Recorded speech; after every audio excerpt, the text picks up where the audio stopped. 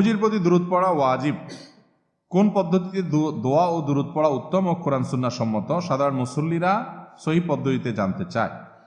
দেখুন, দুরূদ পড়া অনেক ফুকাহায়ে কেরামের মতে জীবনে কমপক্ষে একবার অন্তত পড়াটা আবশ্যক, না পড়লে গুনাহগার হবে। যেহেতু আল্লাহ তাআলা কোরআনে কারীমে নির্দেশ করেছেন, ইয়া আইয়ুহাল্লাযীনা আমানু সাল্লু আলাইহি ওয়া সাল্লিমু তাসলিমা, এজন্য দুরূদ পাঠ করতে হবে। কিন্তু দুরূদ পাঠ এটার জন্য সবচেয়ে উত্তম ভাষ্য, দুরূদের সবচেয়ে উত্তম ভার্সন হলো দুরূদ ইব্রাহিম। নবী করিম সাল্লাল্লাহু আলাইহি ওয়াসাল্লাম সাহাবীদেরকে এই দুরূদটাই শিখাইছেন। কেউ দুরূদ জানতে চাইলে তিনি এটাই তাকে শেখাতেন। একটু পড়তে বেশি সময় লাগে বড়, কিন্তু সওয়াব ওইরকম বেশি।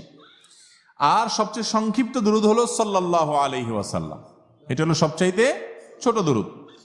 এই দুইটা ছাড়া আর বাকি আপনি আপনার যে কোনো ভাষায় নবী করিম সাল্লাল্লাহু আলাইহি ওয়াসাল্লামের জন্য যদি দোয়া করেন, আল্লাহ আপনি আপনার রাসূলের প্রতি শান্তি বর্ষণ করেন, তার প্রতি আপনি অনুগ্রহ নাজিল করেন, তাহলে এটাও দুরূদ হিসাবে গণ্য হবে। তবে উত্তম হলো ওই যে নবী সাল্লাল্লাহু আলাইহি ওয়াসাল্লামের শেখানোটা, অর্থাৎ দুরূদ ইব্রাহিম। এর বাইরে আমাদের সমাজে অনেক রকম দুরূদ আছে। দুরূদে নারিয়া আছে, দুরূদে তুনাজ্জিনা আছে, দুরূদে লাখি, দুরূদে হাজারি, দুরূদে অনেক রকম দুরূদ আছে। এই দুই দুরূদগুলোর কোনোটাই নবী করিম সাল্লাল্লাহু আলাইহি ওয়াসাল্লামের হাদিস দ্বারা প্রমাণিত। এই দুরূদগুলোর কথার মধ্যে যদি খারাপ কিছু না থাকে তাহলে আপনি পড়তে পারেন, সেটা জায়েজ। কিন্তু এটা পড়লে সওয়াব হবে বা অমুক উদ্দেশ্য হাসিল হবে, এতবার পড়লে এতবার নেকি হবে, এগুলো সব আমাদের বানানো। এগুলোর কোনো ভিত্তি কোরআন হাদিসে, এগুলো বিভিন্ন ওজিফার বই টইতে পাবেন, কিন্তু এগুলোর কোনো গ্রহণযোগ্য ভিত্তি নাই। বিদেশে দিকটা আমাদের খেয়াল রাখতে হবে ইনশাআল্লাহ।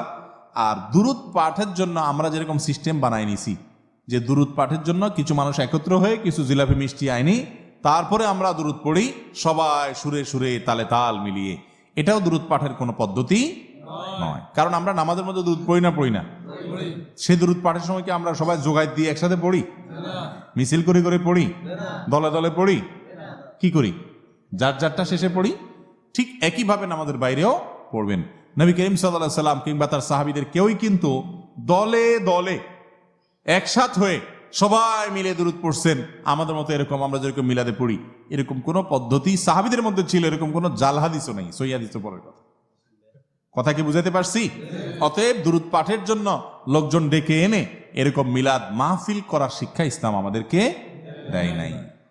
আমরা নবী করিম সাল্লাল্লাহু আলাইহি ওয়াসাল্লামের আলোচনার জন্য একত্র হতে পারি, সেটা ঠিক আছে, কিন্তু দুরূদের জন্য একত্র হওয়ার দরকার নাই। যার যারটা শেষে করবে। আবার সেটার জন্য নির্দিষ্ট ফরম্যাট ঠিক করে দুরূদ পড়তে পড়তে আবার হঠাৎ দাঁড়ায় যাওয়া, নবী আয়েশা গেছেন মনে করা, এগুলো সবগুলো আমাদের বানানো। আল্লাহ আমাদেরকে বুঝার তৌফিক দান করুন।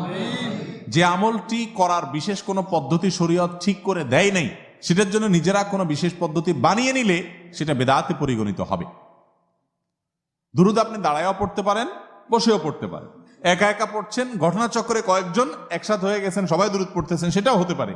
কিন্তু আপনি সিস্টেম বানালেন না, আমরা মিলাদ পড়তে হবে, তাহলে মিলাদ কোনোদিন একা হয়? তাহলে এবার কিছু মানুষ লাগবে, সাথে কিছু জিলাপি লাগবে, আগরবাতি লাগবে, গোলাপ জল লাগবে, আর কিছু পয়সা লাগবে হুজুরের। এই হলো মিলাদের রেসিপি। মিলাদের কি রেসিপি? তো এই রেসিপি আপনাকে কে দিছে ভাই?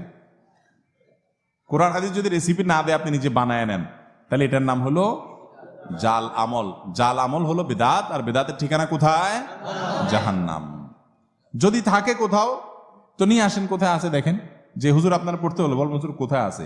হাদিসের জোড়া তালি দিবেন না, জোড়া তালি বুঝেননি, এখান থেকে একটা ওখান থেকে একটা নিয়ে তালি দিবেন না। দুরূদ নবী করিম সাল্লাল্লাহু আলাইহি ওয়াসাল্লামের যুগে সাহাবীরা পড়ছেন না পড়েন নাই?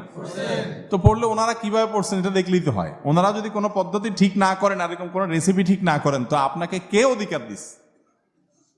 আল্লাহ তাআলা আমাদেরকে সহিহ পদ্ধতিতে আমল করার তৌফিক দান করুন।